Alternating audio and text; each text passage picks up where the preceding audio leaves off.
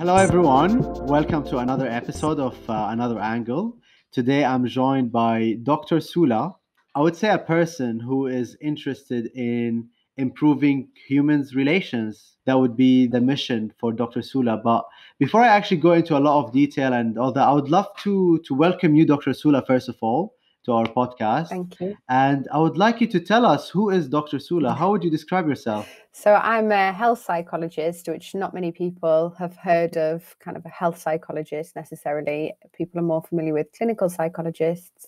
But I specialize in working with people with long-term health conditions to try and manage the impact that their health has on their everyday, on their mood. And I work, in that center sphere, trying to understand how the health condition and the physical factors and the psychological factors and then the environmental factors are all coming together to impact on the person's well-being overall. So I guess that's what I do. And my expertise is in developing cognitive behavioural interventions for people with irritable bowel syndrome. And then from there, I extended on to other gastro conditions such as inflammatory bowel disease. And my research passion at the moment is trying to develop psychological or biopsychosocial kind of understanding of bladder health conditions. But very generally, I work with all long-term conditions. So, Dr. Sula, you are a specialist in cognitive behavioral therapy, or what's known as CBT. So, what is CBT exactly? What does that entail? Yeah, so it's a form of talking therapy, which has got a lot of attention because I think it's got the most researched evidence base to date. So very generally, the cognitive behavioral model is that the reason that people are experiencing or the contributing kind of factors to whatever people might be experiencing, whether that's difficulty with their health condition and the impact that it's having on their lives, or whether that's a mental health condition such as depression or anxiety, how those things are maintained is an interaction between cognition, so the way we think about things, emotions, obviously the way we feel about things, our behavioral responses to all of that, and then a kind of fourth element of that is also the interaction of physical sensations, whether that's how things are manifesting in our body, or just the physical things that come with the experience of anxiety. And those things, the premise of the model is really that those things are all interacting, and if they keep interacting, they keep maintaining a vicious cycle so that you're staying in the state that you're in currently, whatever that might be. So from the perspective of CBT, if we can start to make changes in that cycle, we can start to see a change in the overall outcome. And that outcome obviously differs depending on the client group and the particular client. Would you say that a lot of people's problems when it comes to, I wouldn't say in psychological behavior, but maybe like more into behavioral, as you said, behavioral therapy is coming down to communication? Would you say communication is one of the key things that it causes a lot of type of problems for people sometimes when where they cannot really communicate their feelings, or maybe they cannot communicate their needs to other people? Yes, certainly. I find that I'm doing a lot of work with trying to empower people to use assertive communication, because it definitely is a recurrent, predominant issue that people find it really uncomfortable to assert their needs. And we think of that on a kind of spectrum from aggressive, so really aggressively being able to assert that's not okay, boundaries, whatever it is that you want, all the way down to kind of not feeling able to, but also not feeling happy with not feeling able to. So then there's passive aggressive. And on that continuum spectrum, we want to kind of get somewhere in the middle with assertive communication, which is trying to help people find helpful ways of expressing what they need whilst working effectively with whoever they're talking to. And that's not an easy balance to get right, so it obviously takes a bit of thinking about and a bit of negotiation, but certainly our interpersonal relationships and ability to assert what we need massively impacts on. Like as I'm hearing this, I can only think on a global scale on what's going on around the world nowadays with the things that are happening actually in the US. And For me, I just like feel it's ultimately and predominantly is coming down to this barrier, this communication barrier, that there are two sides to this story. When it comes to racism as an issue, you have this side that is obviously the racist, and there's the side that are actually frustrated about this racism. And the communication channel between the two is non-existent, obviously, because there are laws that actually would entail that people need to either just stay at home, not protest, and not really ask for these things as much as they would want to. And there are also laws that also prohibit racism to be actually in the public space or to be practiced, as we saw it recently. So, would you say that if there was a space in which obviously people who would feel that frustration are able to express themselves in a safe environment, would also be created for these people who have these racist views as well to actually be able to communicate it in a way that they do not keep it for themselves and then just exert it in a way that we saw as ugly as happens with the George Floyd case? Do you feel that could have solved the problem or bridged that kind of gap between these two sides? No, I think the issue is far more kind of complicated than communication issue, unfortunately. There's, a lifetime of historical structures that have been oppressive, and I think that trying to dismantle that with communication alone would not quite be so effective. So, what would you say would be the way out of it if it's not communication? I think that's like $1 million question. I think, that actually a lot of things need to change. I think from the side that's not oppressed, there needs to be a lot more knowledge about how our own privilege as blacks. I'm not white, but I'm not black, so I don't experience the oppression that these black people historically and presently experience, and that is a privilege in itself. I've only just, in the recent weeks, really had my eyes opened about how much I have privilege in that extent. And I think the whole world has been blind to the extent that they don't, that they have that privilege too. As long as we can go around blind to our own privilege, we're not aware or able to make any changes within our own spheres and circles to help dismantle the existing structure that is oppressive. So I think it comes from the ground up in us increasing our own awareness of things that we can do to change, whether that's having difficult conversations, which yes, is a communication issue, but it also means, having to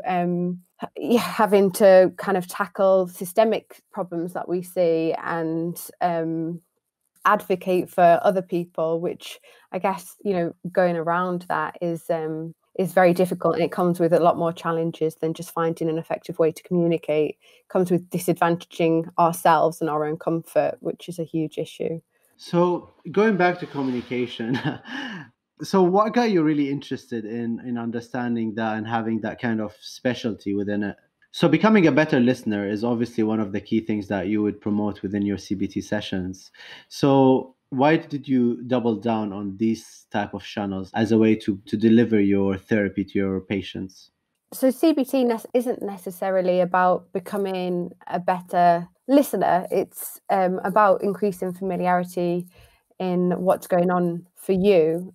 That might not, a lot of my clients are actually really, really good listeners, but it's more about trying to understand, I guess, trying to listen to yourself and what's going on for yourself. And that involves kind of understanding thought processes that often people aren't aware of on a conscious level. So these thoughts go on, we're driven by a lot of these thoughts, but we're not aware that that they are exerting the influence that they are to the extent that they are. So, for example, a really good example is if we've got an expectation for ourselves one day, we might think, I need to get through this workload.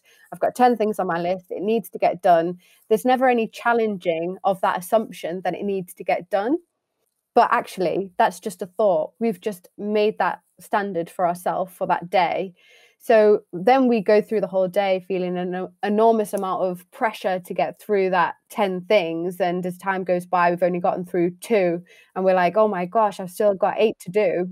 So we start to feel anxious. We might start blaming ourselves. We might get frustrated with others that are distracting us. And then, we come through the end of the day exhausted. We might work later. We don't have as much time for ourselves. And then that kind of whole cycle then might carry on to the next day. We've tried to then carry on working. We've got less sleep. We feel more knackered the next day, less able to work. And all of that you can kind of trace back to some of these just thoughts at the beginning. I need to get through this. And all of these things change as a result.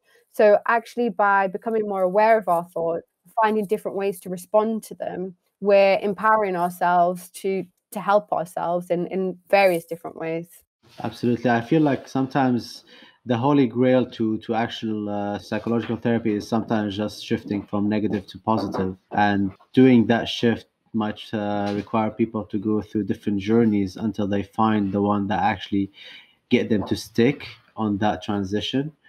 Have you found anything that actually worked better than others, like as a standard approach that you would like to get your patients to go through as a path to take them from one place to another? It varies. I mean, what I'd just like to kind of comment on the negative to positive, and I think that's an assumption that comes up a lot as well. But actually, working with people with long-term conditions, it's not necessarily fair, I think, for us to expect that we can come up with an alternative positive thought. If I've got pain all of the time, if I'm asking you to think, don't think, oh my God, this pain is going to last forever. Instead, think this pain's going to go away. That's not going to be convincing and it's not going to stick. Whereas there might be a more kind of neutral, realistic way of thinking about it, and then a shift of attention of where else we can focus on, rather than getting kind of caught up in that really debilitating thought process.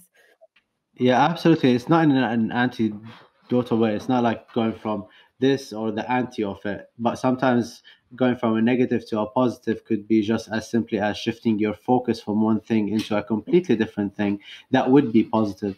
I think it is really interesting type of field to be in, and I think psychology is one of the things that I personally feel like very passionate about, because everyone in life has their own struggles and they have their own type of thoughts and philosophies that they develop out of their experiences. And I'm really eager to see what are the things that really worked for your patients, or what would be the things that you have developed over your years of experience as a path that you found it quite strong enough to really try with your patients to actually start them on this journey.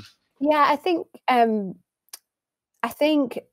there's some key principles. So one of the principles is tied up in becoming aware of our own expectations of ourselves and trying to dismantle that.